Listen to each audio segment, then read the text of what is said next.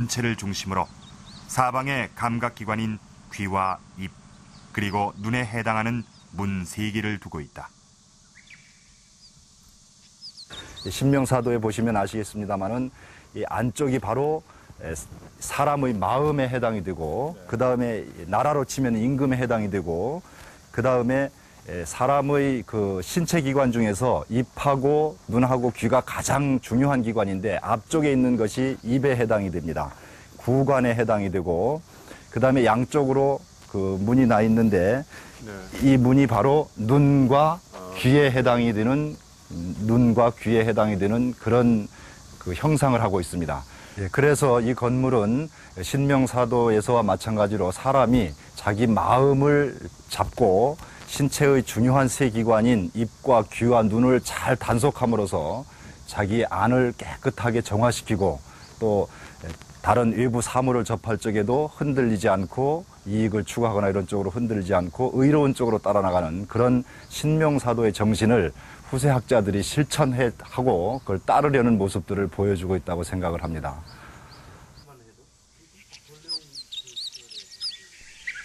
그런데 남명의 경이 사상 중 우리가 주목하는 것은 실천을 의미하는 의다. 남명이 실천을 강조했다는 점은 뇌룡정에 머물 당시 퇴계 이황에게 보낸 편지를 통해서도 확인된다. 퇴계가 기대승과 사단 칠정 논쟁을 벌일 때 남명은 실천은 하지 않고 헛된 담론이나 벌이는 학자들을 비판했다. 남명이 가지고 있었던 그런 학문적 문제의식, 즉 성리학의 그런 고답적인 어떤 이론 지향으로 나아가서는 그것이 아무런 그 국가 사회에 도움이 안 되고, 유학은 끝까지 이런 이 현실을 버려서는 안 된다. 현실을 지향하는 학문이어야 된다고 하는 그런 문제의식은 실학적 정신하고 대단히 깊이 연결되는 상통하는 측면이 있다고 볼 수 있습니다.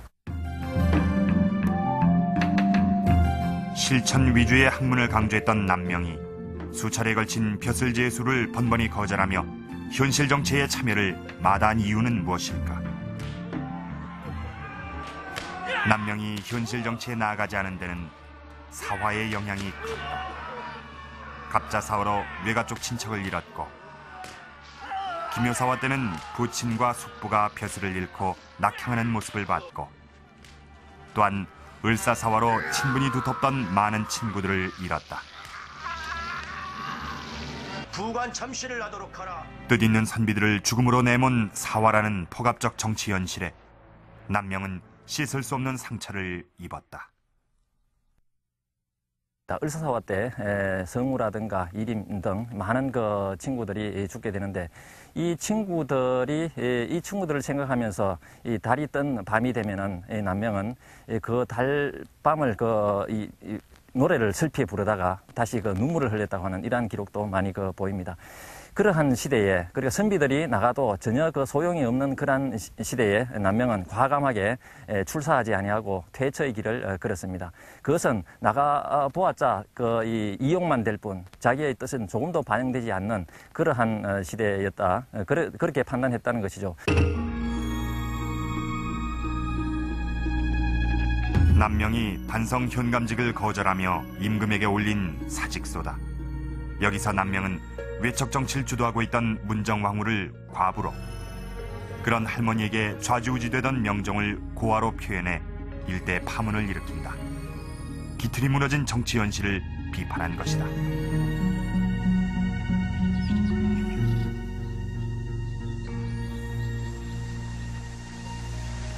목숨을 걸고 올렸던 상소.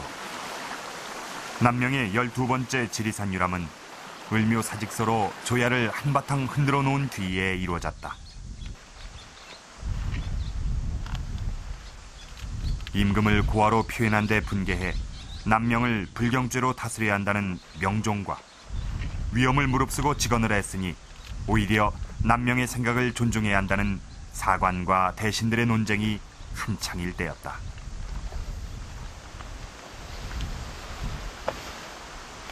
남명의 이런 지리산 여행을 이렇게 계획했던 것은 한편으로 보면 그 당시에 을묘사직소의 파문이 있고 난 다음에 뭔가 이 자신의 어떤 현실 정치 참여 의지를 재확인하고 그런 그 의지를 또 같이 여행을 하는 이런 동료들과도 함께 나누고 또 그런 그 모습을 인근 지역의 그 수령이라든가 인근 지역의 이런 학자들에게도 확산시키는 그런 어떻게 보면은 그 하나의 그런 그 시위적인 형태를 띠고 있었다 이렇게도 평가할 수 있습니다.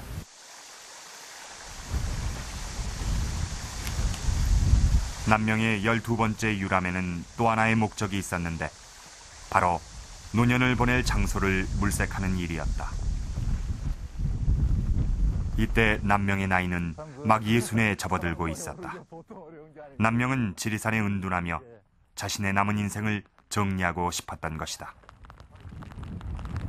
남명 선생은 이 우리나라에서 남쪽에서 제일 큰 이 천왕봉 이 바라보이는 쪽에 이제 은거를 하시면서 하늘과 닿아 있는 천왕봉처럼 큰 정신 세계를, 큰 도덕을, 큰 학문을 이룩하셔가지고 그 시대의 어떤 정신, 도덕, 사람들이 어떻게 사는 것이 마땅한 것인가 이런 것들을 그 크게 울려주시고 싶었던 것 같아요. 큰 목소리로 크게 울려서 어차피 정권에 그냥 한 거에서는 될 일이 아니니까 그런 정신 세계를 가지고 도덕을 가지고 자기 사회를 뭔가 한번 교화시켜 보겠다. 그런 것들이 아마 그 남명 선생이 가지셨던 생각이 아닐까 저는 그렇게 생각합니다. 남명은 61살에 합천의 집과 재산을 동생에게 맡기고 천왕봉이 한눈에 들어오는 덕산의 산천제에 자리를 잡는다. 그리고 지리산을 스승으로 삼아 자신의 도덕과 학문을 더욱 높이고 현실에 대한 비판을 꾸준히 전개한다. 남명은 성리학 이외에 아주 다양한 사상과 학문을 포용한 학자였습니다. 현실의 문제를 해결하고 심신단련에 도움이 된다면 어떤 사상도 받아들일 준비가 돼 있었습니다. 특히 남명은 심성을 수양한다는 차원에서 도가 사상도 수용을 했는데요. 이 남명의 주변에서 도가 사상의 흔적을 찾아보기란 어렵지 않은 일입니다. 이 산천제 당호 산천은 단지 산과 하늘이라는 일반적인 의미가 아니라 주역에 나오는 대축괴를 말합니다. 이 대축괴는 아주 깊이 은거해서 큰 덕을 이루겠다는 뜻입니다. 또 남명이 13년간을 살았던 뇌룡정의 당호 역시 이 장자에서 차용된 문구인데요.